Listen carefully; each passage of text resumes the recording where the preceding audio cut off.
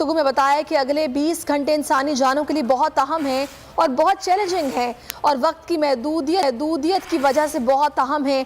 जितनी ज़्यादा हमारे पास टीमें होंगी उतनी तेज़ी से हम ज़्यादा से ज़्यादा इंसानों को बचा सकेंगे जो मलबे तले दबे हुए हैं। तुर्क काउंसिल जनरल ने कहा कि पाकिस्तान, आज़रबाईजान और तुर्की के शुमाली यूनान ने टीमें भेजी हैं।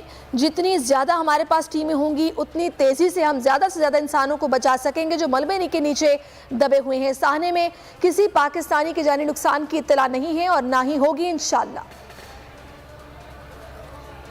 To declare level 4 alarm that calls for international assistance. Until now, we get response from different 40 countries. Right now, we have search and rescue teams from 13 European countries, rescue teams from Pakistan, from Azerbaijan, from Turkish Republic of North Cyprus.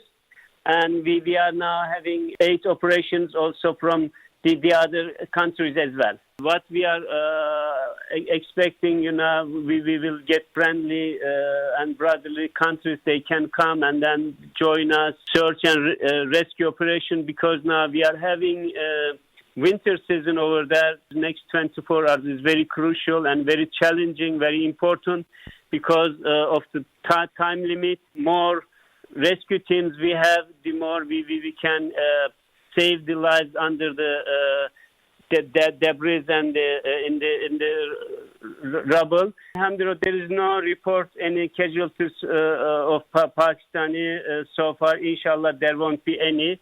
We haven't got any report. Alhamdulillah.